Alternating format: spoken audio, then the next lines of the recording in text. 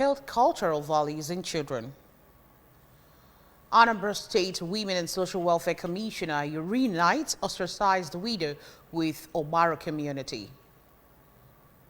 Federal government empowers MSMEs with 200 billion naira.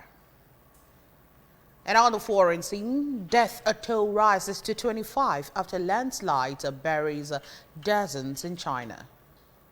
Before the news in detail, here is a special message. Governor Chukwuma Soludo has come for a total turnaround maintenance of the Anambra State economy and promotion of core Igbo values. Let's give him maximum support for the tax ahead. Good evening and welcome to the news. My name is Chidimma Orangwa. Wife of the governor of Anambra State, Mrs. Nonya Soludo, has urged the parents and guardians to be intentional in teaching their children and wards the need to appreciate their cultural heritage.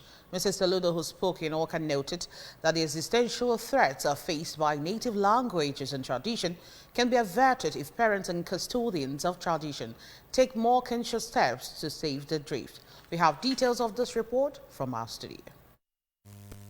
According to the governor's wife, there is need for urgent intervention to save the Igbo language and culture from total extinction, pointing out that a large responsibility falls on parents to groom their children to appreciate the uniqueness of their languages, tradition, and cultural distinctions. She stated that the first step is to raise the younger generation to see culture as a foundation of social existence and to teach them to promote it proudly wherever they found themselves. Mrs. Soludo noted that Igbo language must be protected, explaining that one way to rebuild the language and cultural status of Ndi Igbo is to propagate the beauty and uniqueness as well as interpreting basic social rights into local dialects. The governor's wife further called for abolition of modern classroom culture that lays emphasis on speaking foreign languages that put Igbo language in danger, advocating for enforcement of Igbo language in educational and social conversations. She suggested the promulgation of laws to make Igbo language a compulsory subject in schools and called on social crusaders to put in more efforts to restore Igbo language and culture to their glory. Anambra State Commissioner for Women and Social Welfare, Mrs. Ife Obinabo, has fulfilled the promise she made to Mrs. Nneka Uzo, a widow who was ostracized from her community with the masquerade. The reconciliation took place at the palace with the traditional ruler of Umunnankwo, Igwe Fidelis Onomono, in the town in Obaro local government area. Chidimma Ikanyongo has details. Nneka committed atrocity. She poisoned the food of the community and she refused to go for amendment. On that purpose, masquerade have arose to say the final goodbye to Nneka. The meeting had in attendance the Commissioner for Women and Social Welfare and her team from the ministry, heads of both men and women groups of the community, former President General of the community, some members of the Igwe's cabinet, architect of the inhumane act Mr. Lazarus Uzo, who is also the brother to the widow, among others. The traditional ruler of Umunnankwo, Igwe Onumon, selected notable individuals from the community to go to the junction where the widow was ostracized and bring her back to the palace, where the masquerades will accompany her to her village. Mrs. Obinabo commended the traditional ruler for ensuring that there is peace and unity in his community. The widow, Mrs. Uzo, was later brought to the palace after necessary rites were performed to enable her participate fully in the affairs of the community, and it was declared that on no account shall anyone be ostracized from the community. All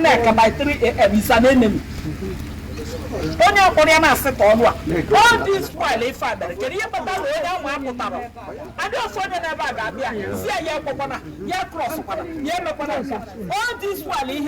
you Mrs. Uzo used the opportunity to thank Mrs. Obinabo for keeping to her words and giving her justice.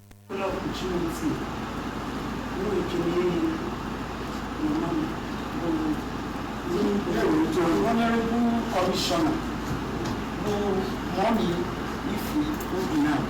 Thank you,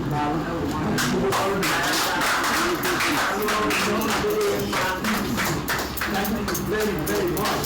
We will opportunity for women to make this society. otu n'ofu ahụ nke na ada na ibe na-atụkwa ahụ ya bụ nchọrọ otu n'ewu na ife mmeri obodo echiri okenye n'okpe okenye ya ịgbakwasịkwa na ya bụ okwu ahụ okenye ekpe ya bụ ikpe otu ziri ezi mmadụ dị ka ajụnanya na maka ebe ọfụma n'obodo ọ ya ka nsị ka nkele igwe. The culprits also apologized and pleaded for pardon. Recall that the culprits were arraigned before the Children's Sexual and Gender-Based Violence Magistrate Court in Awka. From Omonankwo in Obaru Local Government Area, Chidimma Ikanyo reporting for ABS News.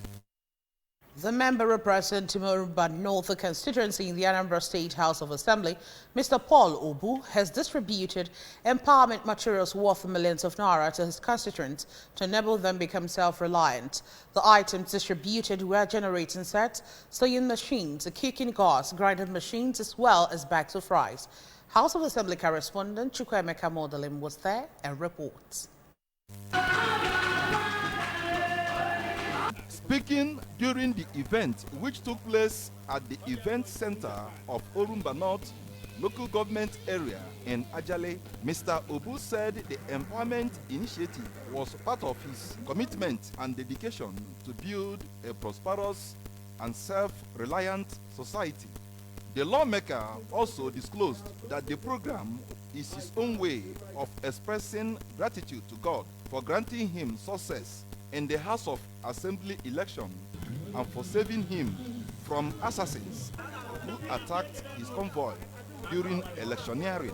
Mr. Obu stressed that his unwavering commitment towards empowering the downtrodden in Orumba North constituency will further enhance their means of livelihood and create sustainable opportunities.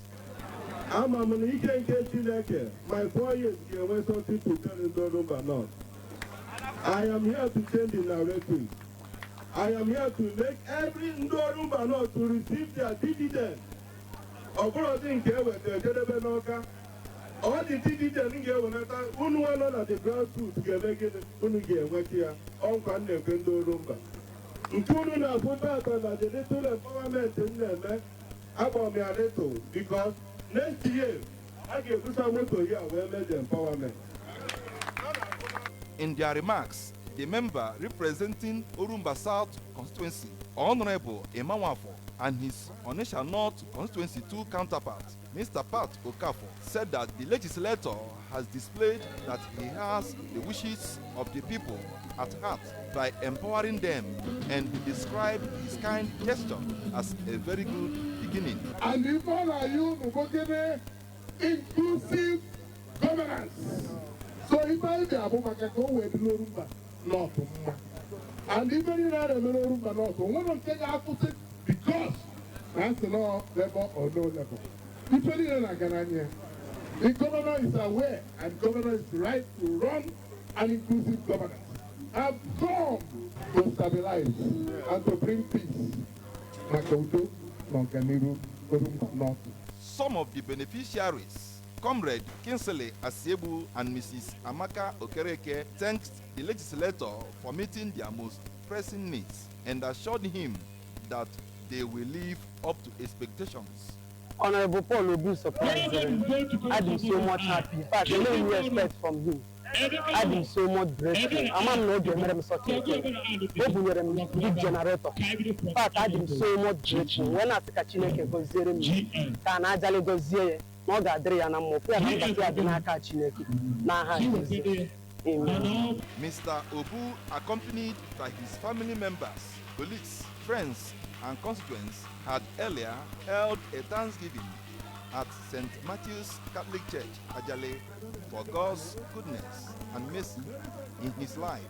From Ajale, Chukwuemeka Modelim, ABS News.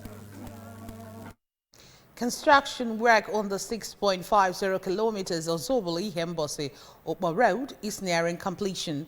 ABS Works correspondent Ngozi Obileri monitored quality and pace of work on the road and reports that when ABS arrived the site from the Oxobolo axis, it was observed that drainage construction has been completed on both sides of the road up to Ukpo end. We have details from our studio. Earthwork was ongoing on the Ozobolo axis and part of Ubo axis, while underground drainage construction that will also have normal drainage on the surface was ongoing along Eke Ihembosi. Speaking on the development, the Transition Committee Chairman for Ekwusigo Council Area, Mr. Chimezie Obi, noted that the project is a milestone achievement for the people of the area, as he said that the road, when completed, will boost economic activities in the area and connect the communities where the road passed through. Mr. Obi expressed delight that Governor Chukwuma Soludo is fulfilling promises made to the people, noting that the quality of work going on at the road is of high standard and will stand the test of time. He said they have been providing security for expressing concern about the frequent collapse of buildings in the nation. The ABS boss emphasized the urgency of concerted efforts to address the issues and used the opportunity to highlight Governor Chukwuma Soludo's commitment to making Anambra State a haven for all, reiterating the governor's passion for maintaining high standards in the construction industry and ensuring a safe and secure environment for residents. Incessant collapse of buildings nationwide. What are you guys doing about that? Because it's becoming embarrassing. In Anambra, we have a governor who is striving very, very hard to build a livable and prosperous, mega city in Anambra. And that cannot work when you have, buildings collapsing. It's very, very important, that you key into, this desire by Mr. Governor to build a livable and prosperous, mega city. Ensuring compliance, because you have a lot of quackery in your profession. You need to set up, a system to check quackery. Emmanuel Shibata for ABS News. The federal government has availed the micro, small and medium enterprises, MSMEs, and the manufacturing sectors of 200 billion naira to create more job opportunities in the country. Permanent Secretary, Federal Ministry of Industry, Trade and Investment, Nura Rimi, disclosed this in a message at a capacity building of MSMEs in the North Central held in Lokoja, Kogi State. Represented by Muhammad Ismaila, the Permanent Secretary said the money would be accessed by small business owners with a single-digit interest loan to help them expand their businesses and create wealth. The federal government, he said, has also commenced the licensing of a business development service provider based on a new certification and accreditation framework to equally standardize the delivery of business development service in the country. He said the workshop also provided an opportunity for networking to cross-fertilize ideas to grow businesses, which will lead to the overall growth of the MSME ecosystem and the country's economy as a whole. The Nigerian Electricity Regulatory Commission has inaugurated 3 working groups for the implementation of the new Electricity Act 2023. President Bola Tinubu had signed the new act in June 2023, removing electricity from the exclusive list and giving states the power to generate and regulate power in their domains. As a result, the chairman of NEC, Sanusi Garba, has inaugurated the Legal and Regulatory Working Group, Engineering and Technical Working Group, and the Commercial and Transaction Group at a stakeholders meeting in Abuja. According to a series of posts on its X handle, the NEC quoted Garuba as saying that the focus of the implementation of the new Electricity Act was in the fact that states would take over the responsibilities of making electricity laws for their areas. According to him, the NEC will collaborate with a state, saying it takes a process for states to start regulating electricity. On the foreign scene, the death toll from a landslide in southwestern China has reached 25 as rescuers continue to comb mud, snow and rubble in search of survivors. There are 19 people still unaccounted for, reported state broadcaster CCTV today. Authorities have mobilized more than 1,000 rescue workers and 45 rescue dogs for the search mission following the landslide which hit the mountain village of Liangshu in Yunnan province shortly before dawn Monday when most residents were asleep. A total of 18 homes were buried and more than 500 people evacuated, CCTV reported. Over now to sports. The Minister of Sports Development, Senator John Owan Eno, has commended the Super Eagles of Nigeria for qualifying for the round of 16 at the ongoing AFCON in Cote d'Ivoire. The minister gave the commendation in Abuja. The Super Eagles on Monday in Abidjan piped Guinea-Bissau 1-0 in their last Group A game to finish second in the pool and advance to the round of 16. Eno expressed optimism that the team has all it takes to go all the way in the tournament and bring back home the trophy at the end of the tournament.